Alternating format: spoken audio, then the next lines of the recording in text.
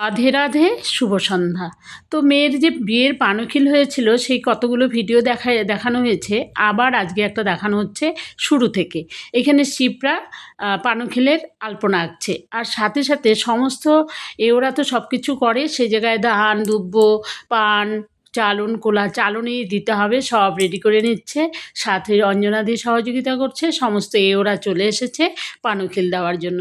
পানখিল একটা মঙ্গলা অনুষ্ঠান, এটা হচ্ছে বিয়ের শুভারম্ভ। তো যাই হোক, এই পানখিল দিতে গিয়ে রুমি, সবিতাদি, রমাদি, বাসন্তী, শিপ্রা, আমার ভাইয়ের বউ, বোন, আমার ননদ, আমার মেয়ে, জামাই সবাই উপস্থিত আছে। সবার সহযোগিতায় কিন্তু পানখিলটা হচ্ছে, সবে ওরা মিলে। আর আমার মেয়ে নারিকেল তেলটা গলিয়ে নিচ্ছে, কেন কি সবার মাথায় এবং কপালে তেল সিঁদুর দিতে হবে। আর আজকাল তো খুব বেশি তেল দেয় না, তাই অল্প অল্প তেলের ছোঁয়া দিতে হবে।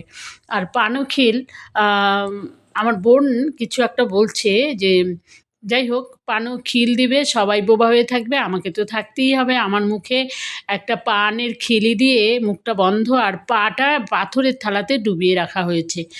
আর আমার বড় জামাই কি বলছে, মার মুখে এখন পান দেওয়া হয়েছে, মা কথা বলতে পারছে না। তো আমি তো একটু বেশি কথা বলি, সেই জন্য বলছে বিয়ে বাড়িতে আমার মুখে এরকম পানের খিলি ঢুকিয়ে দিতে, যেন আমি কথা বলতে না পারি। কিছুক্ষণ আগে সবাই 5 জন বা 7 জন মিলে হলুদ কোটা এবং এখানে আতপ ধান পাট দেওয়া হচ্ছে। কেন কি হলুদটা দিয়ে মেয়ের হলুদ, গায়ে হলুদ দিতে হবে। আর হচ্ছে এই যে আতপ চালটা বের হবে, সেই আতপ চাল দিয়ে কিন্তু বিয়ের রাতে পায়েস করে দিতে হবে জামাই মেয়েকে। যাই হোক, এটা নিয়মের মধ্যে পড়ে, এখন এক এক করে সবাই করছে। আর আমার পাশে স্বপ্নাদি আছে, এর কথা কি বলবো, ভগবান এনাকে আমার কাছে পাঠিয়েছে। একদম আমার একটা মানে দূত হয়ে এসেছে উনি, আমাকে সমস্ত নিয়মকানুনে উনি সহযোগিতা করেছে। দেখো, আমার মা নেই, আমাকে কে বলবে, বিয়ের নিয়মকানুন সব কিছু আমি জানি না। সেই জায়গায় দাঁড়িয়ে স্বপ্নাদি আমাকে সমস্ত কাজে হেল্প করেছে, আর স্বপ্নাদির কথা যত বলবো ততই কম হয়ে যাবে। আর যে পানখিলগুলো দেওয়া হয়েছিল, চালুনে রাখা হয়েছিল, সেটার আগা দিয়ে তেলের একটা বর্ডার দিয়ে নিয়ে আসা হয়েছে আমি মঙ্গল ঘরটা যেখানে রাখবো।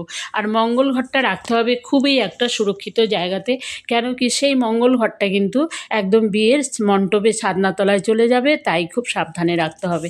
একদম গোপুসোনার এখানে নিয়ে এসেছি, গোপুসোনার ওখানে রাখবো খুব সাবধানে সযত্নে। কেন কি এটা যেন নাড়াচাড়া না হয়, সেই বিষয়ে স্বপ্নাদি আমাকে কিছু মানে উপদেশ দিচ্ছে। আর মাঝখানে আমার ননদ এতটাই হেসেছিল, আমার মুখে পান ছিল তো আমি কথা বলতে পারিনি, ও ভীষণ খুশি হয়েছে, আমিও খুশি হয়েছি। যাই হোক, গোপুসোনা আমার মেয়ের বিয়ে এবং খুব ভালো থাকুক।